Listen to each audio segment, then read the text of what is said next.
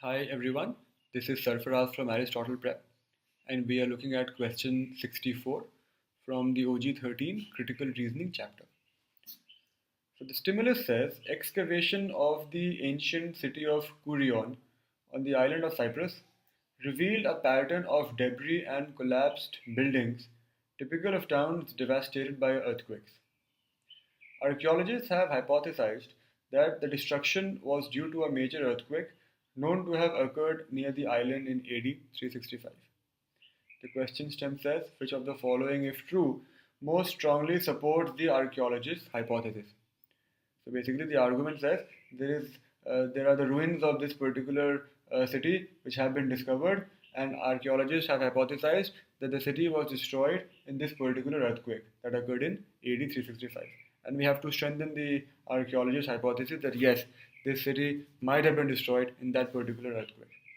Before we go to the options, whenever you come across such arguments which mention a time period, like this one mentions AD 365, that should give you some kind of a clue as to the options will try to test you on the time period or confuse you with the time period. For example, if you look at option A, bronze ceremonial drinking vessels that are often found in graves dating from years preceding and following AD 365 were also found in several graves near Kurion.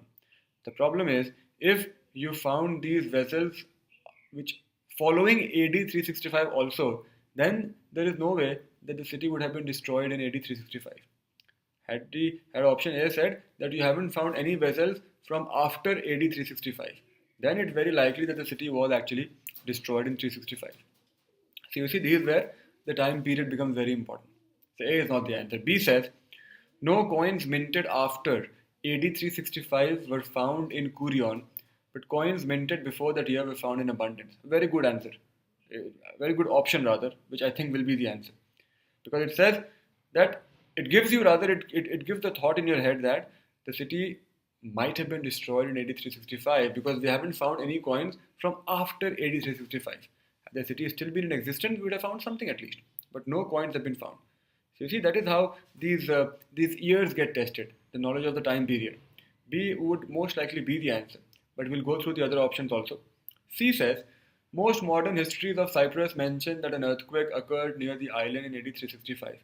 Now this is the most popular answer to this question, if you ask me, or so I have seen from students. And why is C wrong? Looks like very, very good. But the reason C is wrong is because you have forgotten what you have to do in the argument. What is the archaeologist's hypothesis? The archaeologist's hypothesis is not that the earthquake occurred in this time period. The argument clearly says the earthquake is known to have occurred. There's no dispute about that. The hypothesis is that the city was destroyed in the earthquake. So all C does is it repeats the evidence. The evidence clearly says that earthquake occurred in AD 365. C says earthquake occurred in AD 365. We already know that. So why is it repeating the evidence? So that is why C is the wrong answer.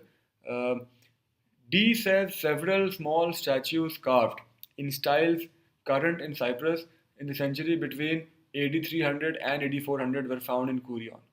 Because of the time period 300 to 400, we don't know whether it was destroyed in 365 or 385 or 395. We have no idea. So eliminate. E says stone inscriptions in the form of the Greek alphabet that was definitely used in Cyprus after AD 365 were found in Kurion, which means there is no way Kurion could have been destroyed in AD 365. So if anything, it weakens the argument. So B for Boston is the answer to the question, and I hope you understood why C is wrong, because that's the most popular answer to this particular question. On a difficulty scale of 1 to 5, I would give this one a 3. Have a nice day.